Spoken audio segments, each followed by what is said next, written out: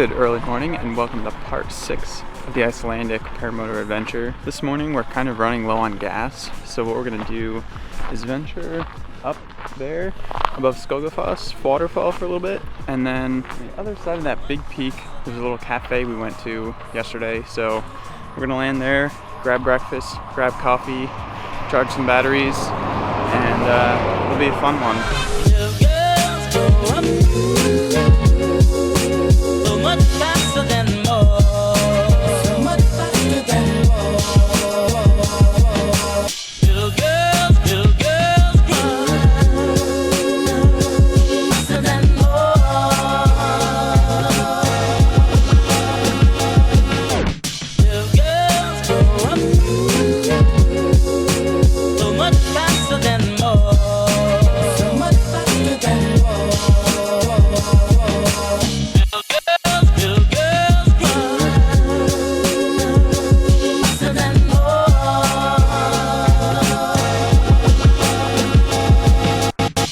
girls grow up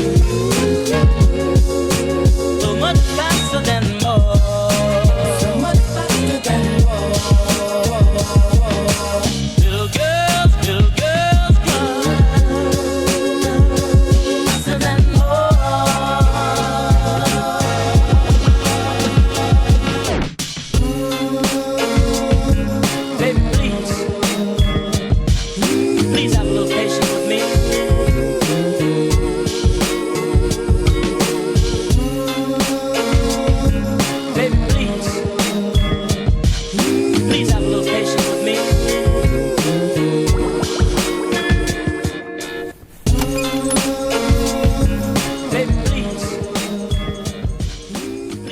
Coffee shop situation worked out pretty well. Just sat down, got some coffee.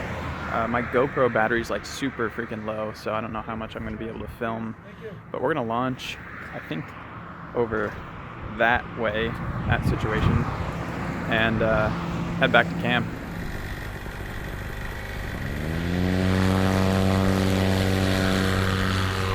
Beautiful.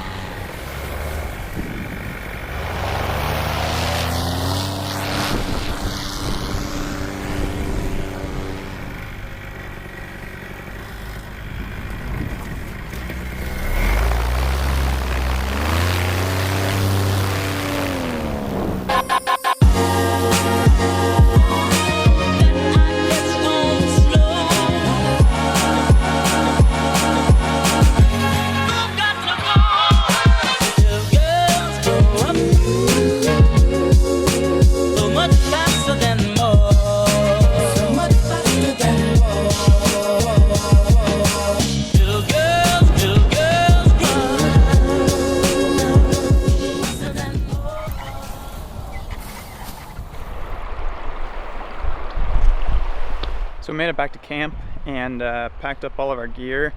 I think we're about to head out of Skogafoss and up to the North Shore, which we've only really explored like the southern coast of Iceland. So got a few more days left. Today's Sunday and we're leaving, everyone's flying out on Thursday. By Wednesday we're gonna be back at the airport, and I think from here we're just gonna explore the north coast, which should be awesome. Super rad flight this morning. Up on that peak again, up in the clouds.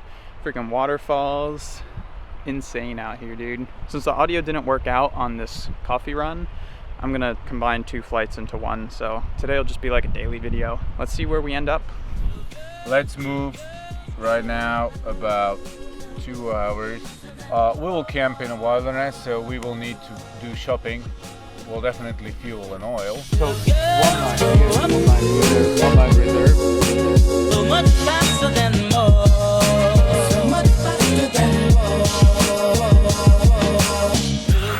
What are you getting punked into right now? Just gonna send it. Just gonna send it. Day flight at the gas station. Right on. Because why not? Yeah.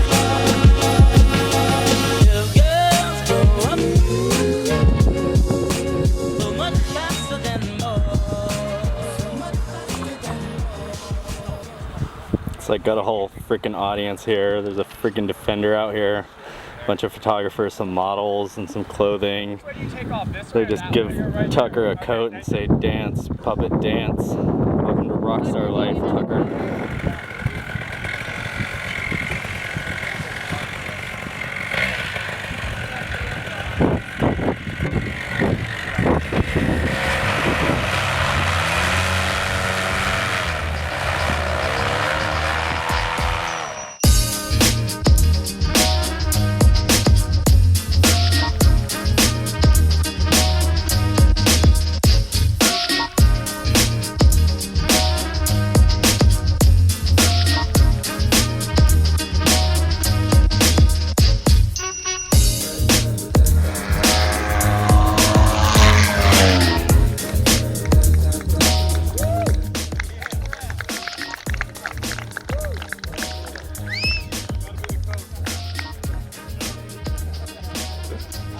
So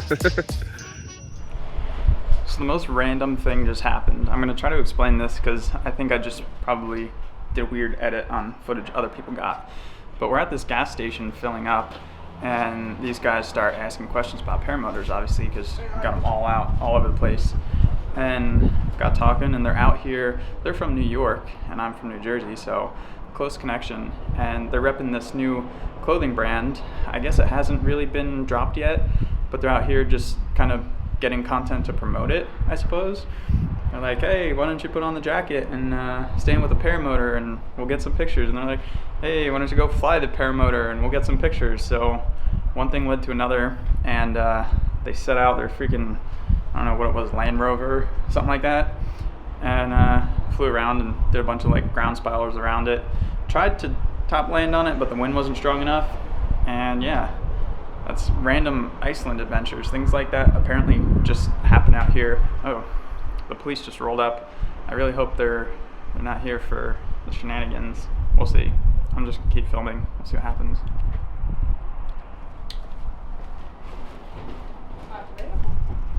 Well, it just passed, so I guess that wasn't for us.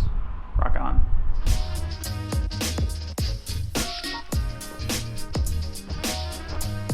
So we're out here in the middle of freaking nowhere. We had a little bit of change of plans since this morning. I thought we were gonna venture around to the north coast, but we're actually just gonna head west because that's back towards the airport we all have to fly out of. And if we go the north coast, it's gonna be really long and we'll potentially have to be in a hurry to get back. So we're actually just road tripping west for a little while.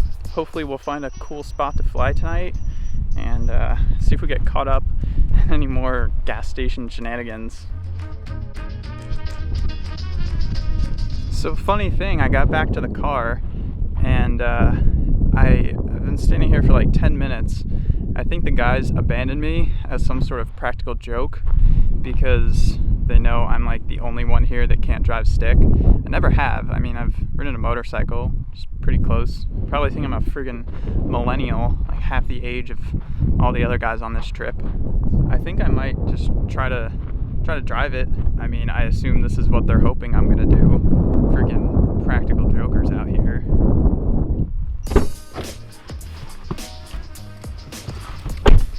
Well, this is some quality vlog content right here. Tucker Gott learns how to drive a manual car. Might as well get it on camera. First time for everything.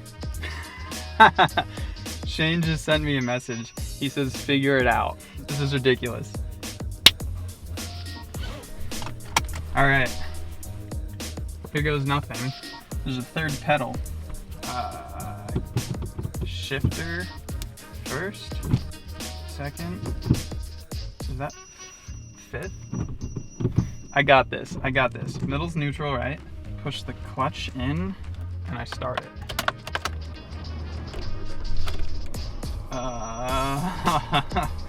Put it in gear first. Let's try it. Oh, stalled it. Neutral. A little more gas this time. A little gas. Oh, this time for sure.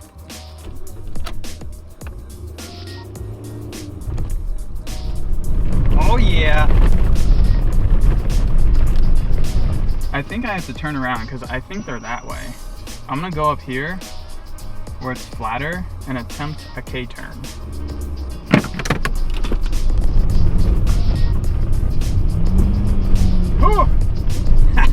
Yeah, downshift, killing it.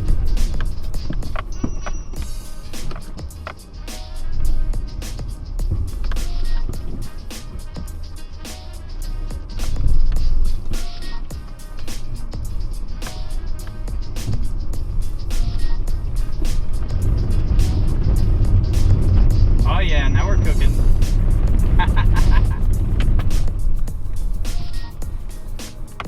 Freaking hooligans are over there hiding in the bushes. I saw, dude. Oh yeah, I'm just figuring it out, you know. Nicely done. We didn't think you'd be able to do it, man. Yeah, dude. I did that like a pro. Wasn't that bad. All right, dude. So where are we going? Back to the highway and then to area 9. You put me on highway? 7. I don't know. That's a good Yeah. idea. It's fine, dude. I mean, It's just getting started. That's all that matters. You got like a quarter mile to figure it out before we hit the highway. Oh! It's good. It's washboard, sort of a little bit bumpy. Yeah. You see that?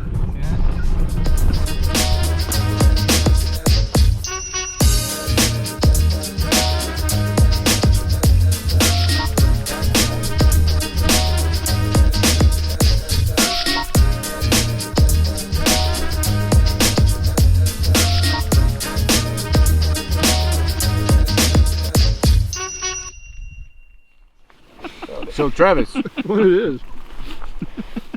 so what was your best flight so far on this trip? I'd have to say it was probably the first one once we finally got going, and when I was able to get up and Shane and I flew across then went out to the volcano.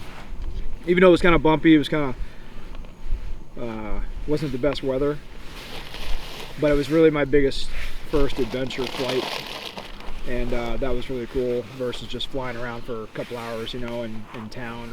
And the best flight like ever?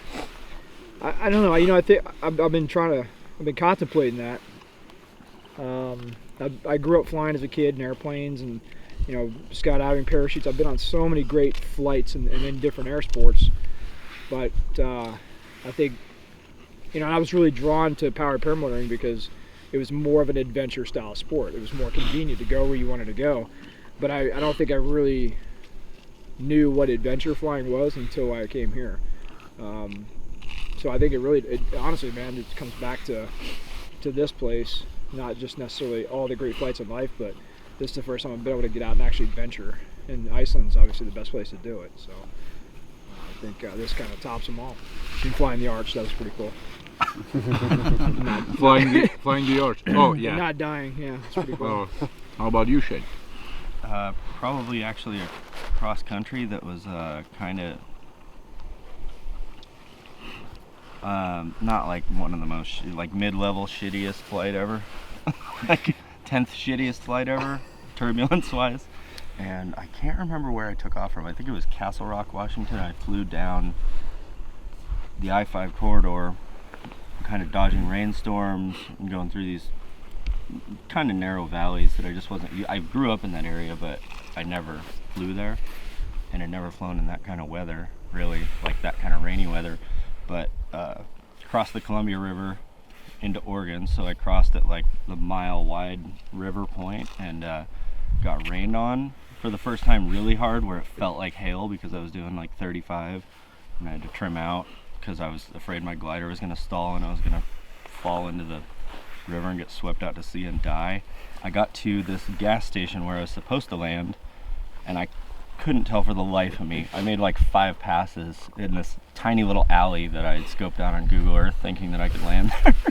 And I couldn't tell what the wind was doing, so it was nothing, of course, by the time I got down. And I was just like, I'm gonna break an ankle if I do this. So I pulled up and went across the street and landed at this Latter-day Saints church. And it was kind of that first feeling of accomplishment. I think it was 55 miles or so it wasn't super far, but it was just like, whoa, I can't believe I just crossed states. I just crossed a mile-long river. I just did like 5 things in one flight that I had never even heard of people doing, you know, on purpose anyway. Tucker, what was your best flight, man? We fly pretty much every day. On this trip and Best one on this trip, I think I'd agree with you, that volcano flight. Not the morning one, but the night one where the light was just perfect. And we crossed like 5 different stages of terrain to get there. And then it just opened up to this black plain. And then the giant rising volcano was just super awesome. Yeah, the other one, the glacier, was epic too. But that one was like entering a different world. Like above the clouds and with the glacier and everything, it was like an environment I never imagined I'd be in. But it was also really scary at the same time. Just, it made me feel so small. I think the best flight in general is like one that repeats itself for me, and it's back at home with like when there's a summer night and like 0 wind. And I just launch from the park and combine like all elements, do some low flying through the cornfields, do a little cross country stuff, go to like the next town over, do some wing overs, and like every time I do a flight like that, I land back at the park and just kind of feel the same feeling that it was just so much fun. Yeah, I mean, obviously I don't have the experience to draw on from like the rest of you guys, like freaking years of millions of flights and stuff, but yeah, my best flight was this morning. Yeah, the fact that I even got to fly in the first place. I remember Ryan told me about this trip like all of a week and a half ago, and not even as like an invite, just like, dude, I'm going to Iceland. I was like, I need to be there. Like, I'll sleep with the goats, and like, I don't care. I'm not gonna fly at all. Like, I just want to go. To be able to see stuff that is pretty inaccessible by foot, or that I probably would have never seen before, just going up the canyons. Man, the whole time I was just like, couldn't believe. Just had like a moment after moment of just like self-realization of like, this is happening right now, and like couldn't help but just kept tearing up the whole time. Like, I had to take out my goggles, like wipe my eyes, and put them back on. And I'm like, That was just the wind. oh, that was not the wind. Okay. Yeah. It's cold, man. Yeah. Oh, there's bugs flying in both my eyes at the same time. Cutting onions in there. No, it was just so good. And then yeah, it was pretty smooth air, and came back like over Skogafoss, and oh, it was so good. Like, when I came back, I was like, oh man, I'm not gonna let these guys see me like just break down. As soon as I touched down, I was just like shaky, like, oh god, it was just that cold. Like, Nick's a little bitch. It's not that cold. Alright, well, I have waited way too long to do an outro for this video. We decided not to fly tonight because the wind stayed up real high, but we got this really sweet camping spot like by the river or the lake here. It feels like we're on the moon. Like, it's crazy barren out here and just rocks. But yeah, other than that, great amazing day here in Iceland. Freaking going for coffee in the morning, learning to drive stick for the first time. It's a good day. Hope you enjoyed these episodes, and I'll see you guys tomorrow in the next one. Peace out. Phone light. So then